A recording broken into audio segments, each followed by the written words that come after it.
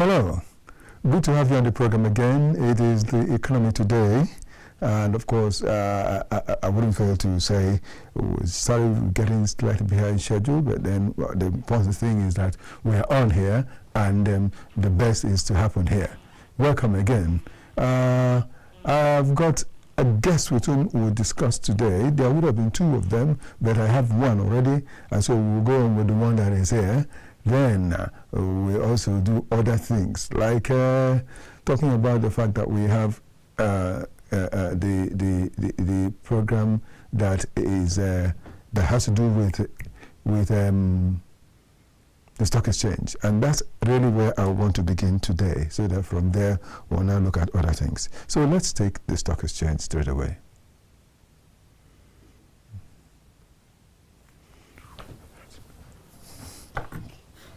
Yes, looking at the stock exchange now, the way it is, the stock exchange has got much different this time. What I mean by this time is that the packaging has increased because of the fact that Dangote is involved. You know, that company called Dangote does a lot, and so today we want to look at all that has happened in the stock exchange in the week. I will say we'll just take that, and at the end of it we'll look at other things. The stock exchange has up to today, Friday 24th April, I will say that the NGX is still bullish this week. Market capital is holding above 104 trillion naira after adding 745 billion naira in Monday's session. Analysts point to bargain hunting in banking, insurance, banking and insurance stocks, and strong corporate earnings expectations keeping momentum up. For the key statistics for today, NGX Group PLC has 164.90 naira, up to 0.24%, while market breadth is 44 gainers, while we have 27 losers earlier this week. And the top volume sovereign trust insurance is coming with 307 million shares traded, while Fidelity Bank has come in with 3.14 billion naira traded on the stock exchange. For the active movers, we have banking and insurance stocks leading the way, and the rally all through. They are the active movers and gainers. While for those who are on the loss side, Champion Breweries has led the losers. They are minus 8.51%, and 15 naira 5 kobo. While Unicell Interlinked has lost 8.01% to 156 naira 20 kobo per share. While Ikeja Hotel has lost 8% to 36.80. That is 36 naira 80 kobo. That's the way it has been. And there are notable stocks which we will not overlook as we go on. Aradale Holdings. Aradale Holdings has been making some great improvement. Zenith Bank, Unicell Interlinked, Linkage Assurance, Mutual Benefits Assurance, also heavy trading within the week. The market looks volatile with profit taking expected, but portfolio rebalancing and earnings anticipation are supporting the bullish run, or the bull run as you want to. We also want to say that as of Thursday, MTN Nigeria had effective stock which closed at 203 naira, and down from the earlier April levels. Market-wide profit-taking market-wide profit-taking hit telecoms this week as a whole, really. And the GTCO, not that though is not in today's report, but within the week, Heavy trading this week. Zenith Bank led with 63.3 million shares at 8.03 billion naira. GTCO was among top 3 equities by volume, with Access and UBA. That is GTCO, Access and UBA. These are the 3 top. And Dangote Cement, that is normally referred to as Tanksem, though not in what we are talking about today, but throughout the week, all through the week, the Dangote Cement helped drive premium stocks to 54.3 trillion naira valuation this week. So that's why I said the involvement of Dangote in everything makes the difference. Access Holdings, which is normally Access Core, with the 28.20 naira, losing 3.10. Closed Monday 27th at 28 naira 20 kobo after dropping from 31.30. Was among most traded at 26.73 million shares and 277.89 million naira that they have done. Now, looking at the market context as a whole, market context for today, we'll say that NGX All Share Index was 602.29 points. That is 223,602.39 points, down 0.94% from what we had. And then market capital 149.97 trillion, shedding 1.36 trillion naira. And of course, profit taking hit banking and telecom stocks, including MTN Nigeria, Access Holdings, UBA, Zenith. And so the volume is 605.23 million shares, worth 35.89 billion naira across 77,290 deals. Top 26 firms control 90% of the NGX value. MTN Nigeria and Dangote Cement are in that group, with combined market capital of 131.33 trillion naira. That is just what we say. But then NGX has also is there to give us a final thing for today. And well, that far is where we'll get up to this point in time. And we'll want to continue some other time on what has to do with the stock exchange. So thank you for following us effectively and being part of what we've just shared. And now, looking at the fact that on the program always there is discussion, there is all the other things, and taking cognizance of the fact that we've taken some minutes before we really got on, I want to get straight to the discussion.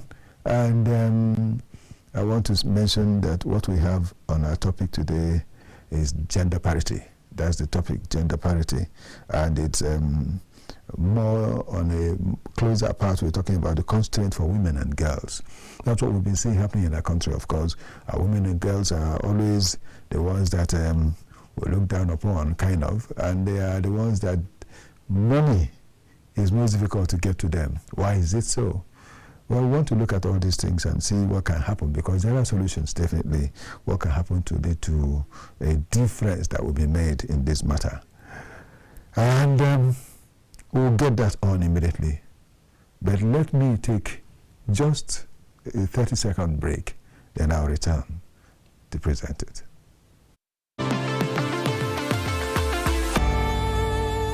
If we had a better structure, I thought I had some kind of stuff in mind to say geopolitical zones. And we had a plan that every geopolitical zone must have a power station, for example. That means we have a minimum of 6 strong power stations. Yes. It's very important that we embrace these investors. I think what they want to do now is to be able to make them understand that, look, going forward, it's no longer going.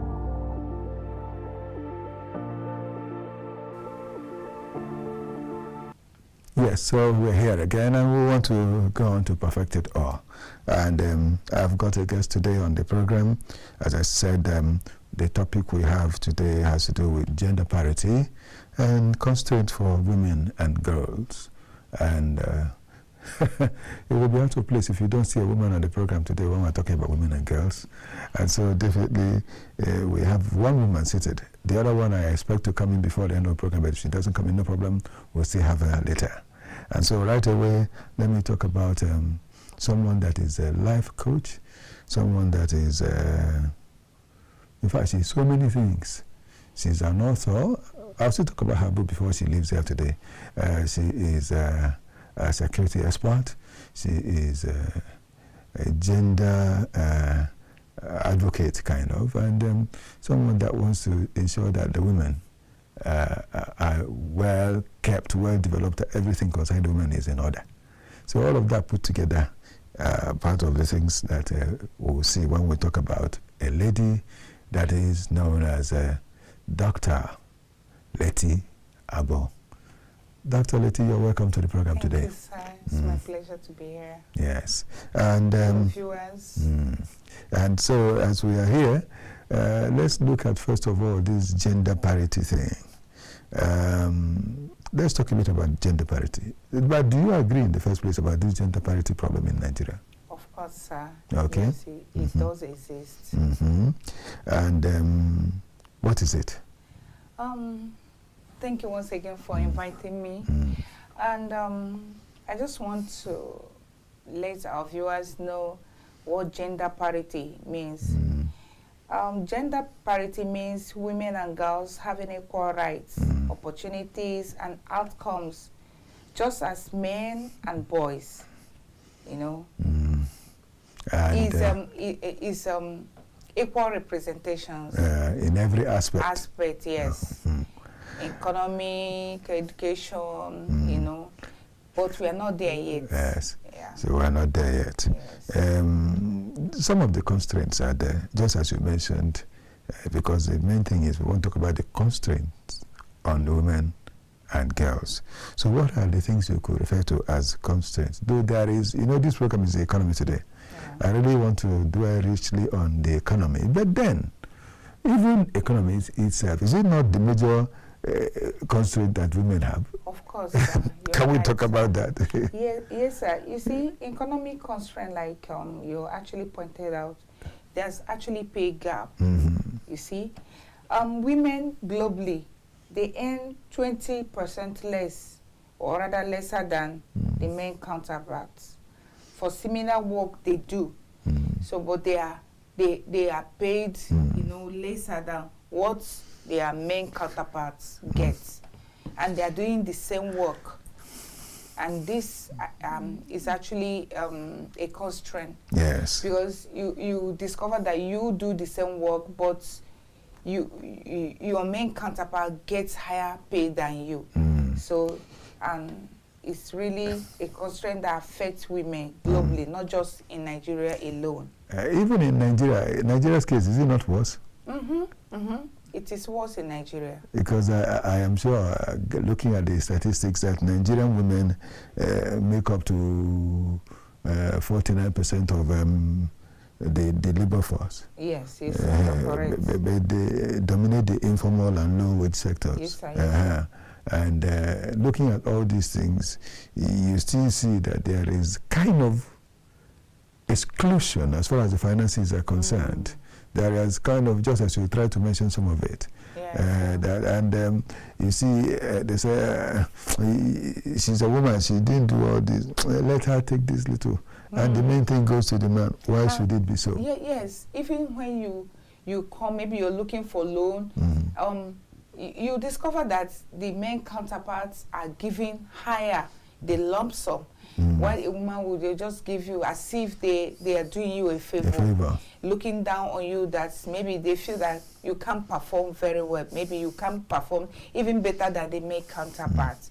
So this is a big that's one. constraint. That's one. Yes. Look at land. Yes. Are you people permitted to take land anyhow like the men? That's a problem. You see, they are not given that opportunity to gain, even to own a land. They think, I don't know why it's so. Let me bring it closer to what we have had in our custom, kind of. Yes, sir. The males are encouraged to go to school and do well and excel, And when there's one person I know, she is the one that got money and built a house in her father's house. And at least as at the point of this discussion, she was still single. And at the point that the father was beginning to think, I need to distribute the things I have among my sons. He distributed, including that house he built, among his sons, and didn't give anything to that girl child that was even the one that put the structure. It's even the lady that puts up the structure. Wow. Yes, she was the one that put up the structure. That's unfair. And nothing was given to her as far as. So, and then she had to begin to ask the father and to wonder, does it mean that we don't mean anything to you people? How would it be while I'm still here looking at you, you're distributing property, the thing that belongs to you among your children, you're just doing it among your sons, and you're letting me out of it, not irrespective of the fact that the house itself, the major house in this compound, was built by myself. Are you now trying to chase me out of this place or what, you know? And this is just one story, one case.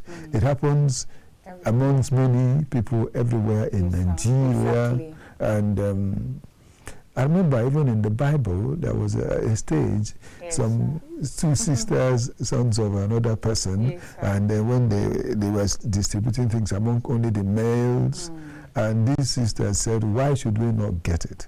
And they had to stand to ask for it. And at the end of the day, their father, gave some to them. So this is part of gender parity. But I feel like all of this happen more here in Africa. And sometimes it's been tied to as culture, you know, cultural bound, but it is wrong. Like the girls too, they have brain. Some of them even reason better than the men counterparts. So but I just feel like maybe they feel like they are superior, which is wrong. It's really wrong perception that they would do better. So that's just what I feel. Well, that is just talking about work.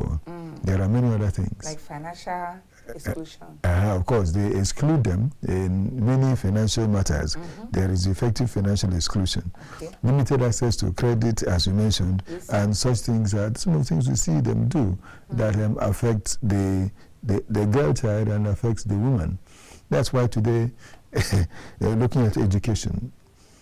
It is true that some areas, like in the southeast, that before now, the southeasterner will be proud to take the daughter to school and ask the son to go and learn one trade or the other. I don't know whether it's still happening like that, but I know that many Southern males also. In fact, it's no longer like that. Though I think they have decided to balance it and let the males do it, let the females do it, and I think it's helping. So I think I'm still saying the same thing. You know, sometimes they feel like these things are cultural based. Like they feel like this is our culture. We have to uphold it. Like in the East, you mentioned, girls are permitted to go to school those days. You know. In the olden days, they are the one that, because they feel they are the, they will not be able to hold the family, you know. They now ask the boys, go and learn a trade, a skill that will actually help you, enable you to build a family, you know, and contribute positively to the society. While the girls are allowed to, are permitted to go to school. But in the north, that's where you find the opposite. Reverse. The reverse is the case. So the girls are asked to stay at home, while the boys will be the one to go there, so that they will defend them and all of that. I still think cultural has a lot to cultural barriers. I don't think it's not. They will defend them. That defense is useless, as far as I know. What kind of defense are you giving a woman, and you don't want her to go to school, you don't want to get educated, and you tell the man to go, and so at the end of the day, the women will know nothing, next to nothing, and you say that you're sending the males to do that. Waking up these days. Yeah, I believe so. Waking up, even though they are still trying to catch up, but we are not there yet. We are not there yet. Again, that's why also you see there used to be an area that had such things on a serious note, that but it's no longer like that. Where you have there are girls that will go out everywhere to become house helps, and their boys will go everywhere to become cooks and stewards and area such things. I think it's I think my father told us about a particular area, like you mentioned, like he's in Akwa Ibom, Calabar. Yes, that area. I don't know if it still exists. Yes, it was like that then. And it caused so much problem to the entire area. It was when the new governor started coming that they started fighting it and saying that it shouldn't be like that. That why would our people be the ones that would be the lowest rung of affairs in the state, in life? And everywhere you have them as cooks and stewards and all that, and house helps and all that. They will mention their names. You always that's what you will find.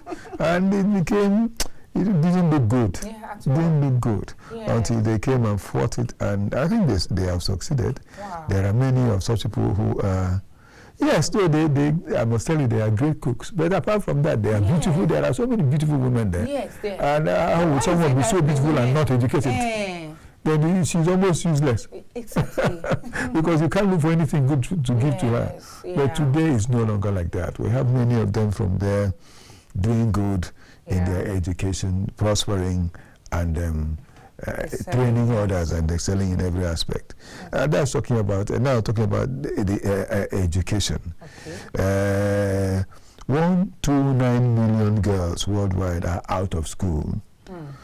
In northern Nigeria, only in northern Nigeria, 4% of girls complete secondary school due to poverty, early marriage in particular, and insecurity. But now even the insecurity has increased, so this has even affected the percentage more. That they don't find it easy now to have access to good education. Quality education. Yes, the way it should be. And we pray that this insecurity talk, that security will be the talk, no longer the insecurity. And looking at it, you are also a security personnel and security expert, rather. How do you see insecurity as a problem for the women? I shouldn't be the one that will talk about this. As a problem for the women. Insecurity, how is it causing problem for women in Nigeria? You know, nothing thrives in a place where there is insecurity. There is no peace. Nothing goes well. And this has actually affected everyone, especially women. Now, a woman who is just a woman, as they are commonly referred to.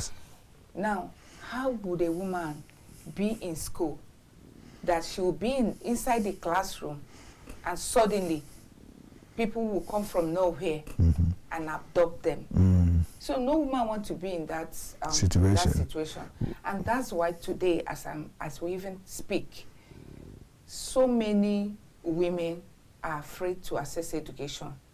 No mother will want to leave her or allow her child to go to a place where she will be abducted and kidnapped. And seriously, I'm telling you, doctor, people are really having this challenge. So insecurity is a major issue, a constraint that affects education, especially in the north. So insecurity is a problem that needs to be tackled, that everyone has to rise up to make sure this is, addressed properly. So it's a really major constraint. Okay. Looking at it again, just as you said, it just reminds me of the Chibok girl story, and one of them that is still there. Leah Shaibu, Yes, that is still, there's quite a painful thing that they refuse to release Leah, and they keep, if one leader dies, another leader takes her, another leader dies, and another one takes her, as though she is now a commodity, which is what they like to see women as in that area, as commodities, property. Yes. They can distribute anyhow they like. It's quite a shame and a pity that such a thing is happening in our country at a time like this. Unfortunate. It's quite unfortunate. And 1 in 3 women experience physical and sexual violence. And only 4% of cases in Nigeria are reported due to stigma and weak legal enforcement. Yes. Gender-based violence, is it not part of the problem that the women have? A woman wants to go to an office. A woman struggles and succeeds in trying to get to make money, and someone else that is a male refuses to let her have the money, except, or even wants to get employment, will refuse to give her except she sleeps with him. Is it not part of gender-based violence? Yes. And what can we say about this? Is it something that should be encouraged or discouraged and stamped down to the best we can in this country? Please, let's discuss that. You know that GBV, yes, gender-based violence is a serious issue that we should not just, let it slide. Everyone has to rise up, because it happens even right now as we speak, as we're talking, as we're here. It's happening somewhere. Women go through a lot. Some women actually go through a lot where in their homes, in their marriage, in their relationship, the man sees her as a commodity. She has no voice. That's the way that man sees her. And she sees her as if she cannot do anything. She won't be able to contribute anything. And do you know that there are women who actually go out there to work, and the moment they get back home, the husband who sits at home collects all that she has. All the money she comes back with? Yes, the salary, whatever. He will be the one to dictate how that woman will spend that money.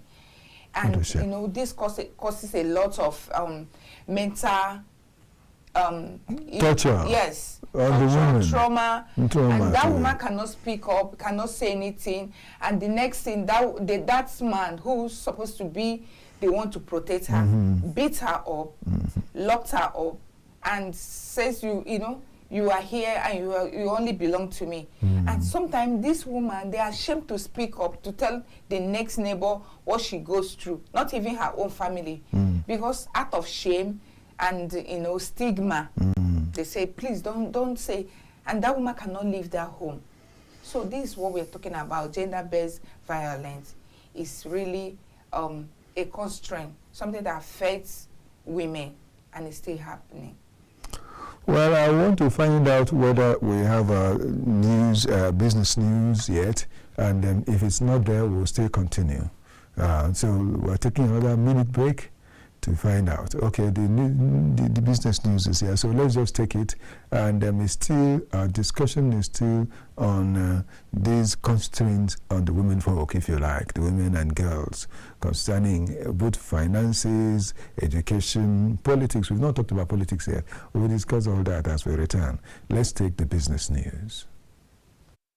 A major shift is reshaping the balance of oil production as the United Arab Emirates announces its withdrawal from the Organization of Petroleum Exporting Countries, OPEC, in a move described as a significant blow to the alliance. Energy Minister Suhail Mohammed Al-Mazroui says the decision followed a review of national energy strategy, adding that it will not disrupt global supply despite ongoing tensions in the region. The exit also includes leaving the broader OPEC Plus framework as the country seeks greater flexibility in production policy. The development comes amid heightened instability in the Gulf, where the Strait of Hormuz remains a critical but vulnerable oil transit route. Analysts say the move could reshape global oil dynamics as the UAE positions itself to maximize its role as a major energy exporter outside the producer group. In Nigeria's oil and gas sector, production and trading performance are showing notable growth. The Nigerian National Petroleum Company Limited says its crude oil trading has risen to 1.171 million barrels per day, its highest level in 5 years. According to its one-year performance report, the firm also recorded improved output through its exploration subsidiary, which reached 365,000 barrels per day at its peak. The report highlights progress in gas development projects, pipeline infrastructure, and new production agreements aimed at boosting energy supply and investment.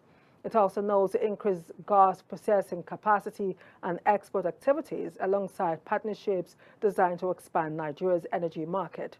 The company says it has continued remitting revenues to the Federation account and strengthening joint ventures to improve efficiency in the petroleum sector. In Nigeria's electricity sector, a new report by PricewaterhouseCoopers says Nigeria's electricity reforms will only succeed with clear regulations and stronger alignment between federal and state authorities.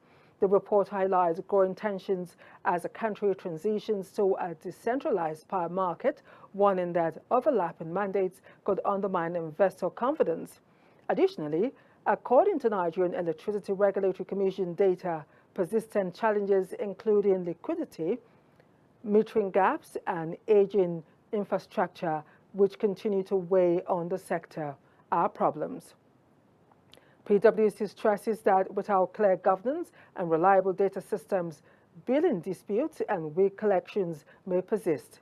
The reform says it will follow the Electricity Act 2023, which decentralizes electricity regulation and opens the market to sub-national players. In Nigeria's agricultural sector, tensions are rising over proposed trade restrictions affecting a key export crop. Cashew growers under the National Cashew Association of Nigeria, NCAN, have opposed a proposed ban on the export of raw cashew nuts, warning that it could harm farmers and weaken the industry. National Cashew Association of Nigeria says the policy would reduce farmers' income, especially smallholders who already face high production and transport costs. The group also argues that instead of an export ban, the government should focus on providing affordable financing and strengthening local processing capacity. According to the association, Nigeria's cashew output has declined significantly in recent years, while countries like Cote d'Ivoire have expanded production. Fresh efforts are underway to unlock Nigeria's livestock potential as the country's livestock industry is attracting renewed investor interest, with stakeholders targeting up to $3 billion in market expansion over the next 5 years. The push gained momentum at a high-level forum in Abuja organized by the African Union Inter-African Bureau for Animal Resources, bringing together producers, financiers, and policymakers to drive private sector investment. Officials say the sector, which contributes about 5% to GDP, faces major challenges, including low productivity, high feed costs, and infrastructure gaps. The Federal Ministry of Livestock Development also notes that Nigeria still imports about 60% of its dairy needs, despite its large livestock population. Experts, however, say stronger private investment policy reforms and improved infrastructure will be key to transforming the sector and boosting food security. Welcome back. We've just taken business news, and with our time, we'll just think of how to conclude, and we're on and continue with the discussion. And I've still had my guest talking about Dr. Leti Abo. Dr. Leti, good to have you again. A life coach and an author, and a lot of things, including a security expert, being with us here. Also a spiritual leader. I wouldn't fail to say that, and women leader. Thank you so much for being here today. Thank you, sir. Looking at what we were talking about, for politics in Nigeria, first of all, we know that that in the National Assembly, the current National Assembly, we have only 4 women. Only 4 women in the 109 Senate seats of 2023, and I wonder how that thing can be talked about. It's a serious matter. Women hold just 26% of parliamentary seats, 26% globally. But in Nigeria, Nigeria happens to be 184 out of 185. Can you imagine? 184 out of 185 countries that are not doing the right thing. Only 4 women are in the Senate. It's quite a big shame that such a thing is happening in a country at a time like this. Yet you are supposed to be 50. You make up 50% of the population of Nigeria. How can this? Why should it be? I mean, have you ever thought about this? Yes, I remember people, and you're part of it now. Yeah. People have gone to the National Assembly to talk about it. Tell us about it. Yes, sir. Women, just like you mentioned now, imagine in a country where women make up 50% of the population, and you are just having 4 seats allocated to women. This is discouraging. Highly, extremely so. It's discouraging. Men feel they are the one. That's the same thing we are talking about, you know, gender parity. Women are supposed to occupy, to do things, to let everything balance, just like the men counterparts. So talking about them being backward in politics is really a shame. I apologize for using such a word. But it's real. What do we do? You know? It's the truth. So we are now agitating for more representation, more seats for women, both in the Senate and in the House of Reps. Let women be given opportunity. Gone are those days when they say a woman's place is in the kitchen. No longer in the kitchen. You can find a man who cooks better than a woman. Yes, there are so many men like that. My husband, whenever my husband goes to the kitchen, everything, you know, he does it very well. He does it very well, even better than me. You see? Men men should also, or rather, I would say that the governance, Nigerian government should consider this, there being this outcry. Most time we stand there at the National Assembly gates. Sometimes we are not allowed. You will see barricade everywhere. We are restricted to say this, but we keep saying it. Let them hear that we need more seats. And I'm using this opportunity, sir, Doctor, I'm using this opportunity to ask that women be given more opportunity, equal representation. Let things be balanced. And this will actually make Nigeria a better place. You know that whatever women lay their hands on goes well. Whatever we touch, be it money, men that gives us money to keep at home, we keep it safer. Where you see a woman leading, you will see that things go right. Let them give us this opportunity, another chance to see. Yes, we know there are some women who must have misused the opportunity given to them politically, but let them give us this chance. Let's see. And I tell there are women like OBS, Dr. OBS Equesley. Yes. Last time we had this who was a minister 2 times, not even once. Yesterday was her birthday. Yes, the other day, she celebrated her birthday, that's true. And look, she was not just, while in government, she was not just there, she did effective work. You know, and not just in one administration or one session. She worked and did well. And that even up to today, the World Bank still acknowledges her, and she goes to many countries in the world. Now in education, she's doing marvelously, powerfully well. Of course, she was a minister some time ago under the same department, ministry. Yes, not only her. Not only her, there are many other women. Yes. Aisha is doing great over there. Ngozi Okonjo-Iweala is also doing great, and so many of them everywhere. I wouldn't forget to mention that I remember there's another woman who has been doing well, the wife of my head of station, talking about Patience Okara. A great woman who has done, today she's been made the person that is the head of AFTA in Nigeria. And these, I mean, so let nobody tell us about one woman that didn't do well. Intelligent women. Intelligent women. Of integrity. Yes, there are many women. Everywhere. Just give us opportunity. Give women a chance. More representation for women in National Assembly and House of Reps. Yes. For Nigeria to actually excel. Thank you so much. Well, that's just the area we're looking at. But then I will also look at even some of these, you mentioned cultural, but let's also touch the social part of it, where they say boys are breadwinners and girls are home winners, just as homemakers rather. Is this still the age for us to talk about girls being homemakers, only homemakers?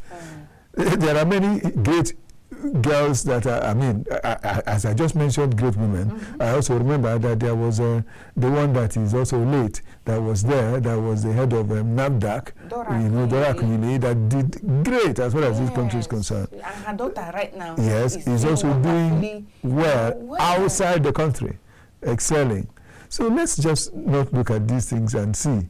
And now you talked about governance. I must tell you, because I was in Anambra when though I didn't stay long in Anambra, but then I was monitoring Anambra when Dame Etiaba, Margaret Etiaba, Virginia Etiaba rather, Dame Virginia Etiaba was the governor of Anambra State, and she did well. She did well. That even in my hometown, there is a road that was abandoned for over 45 years.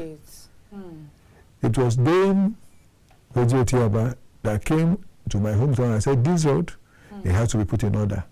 And whilst he was the governor, that road was put in order in my hometown. Wow. So I can't forget that for anything in life. Yet we have had many men who have been governing and leading us, but none of them did that. They did it. And so, yes, again, that's talking about just my hometown. There are many other hometowns. A hometown from where my own wife came to become my own person. She also did another road again in her hometown there. So, I mean, what I'm talking about, there are women that have made impact in this nation. Yes. So let's not just hold them back. Let things that will make them excel continue. Yes, sir. But then what is the problem even among you women? That's exactly like...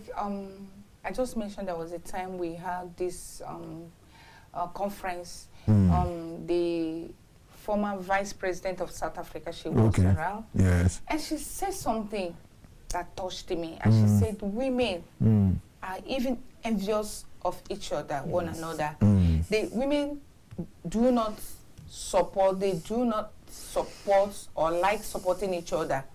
That's out of mere jealousy. Yeah. They even prefer to campaign and promote men counterparts. And that's why it's easy for men politicians to use them. Do you understand? Yes, against their own people. Yes.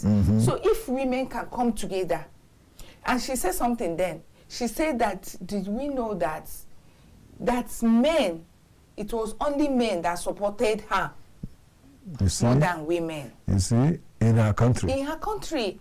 That it was easy for men to come around to say, look at what we're doing, and they kept to their promises. Do you understand? Yes. So I also use this opportunity. Go ahead. I'm using this opportunity to shout out to our fellow women, for women to support women. Support your fellow woman. Support a woman. And when you support a woman, you will discover that it's your person, and she knows what you're going through, and she'll be there for you. So that is it. Women on politics, you need to support one another. On politics, I'm not saying in politics. Women in politics is different. Yes. But I'm saying on politics, women, you should support. Not just only, don't just be in politics only to support. Even when you're not in politics, when a woman comes out, support her. Let her go and do something. Yes. Because I believe that statement that they say that when you train a woman, you have trained a nation.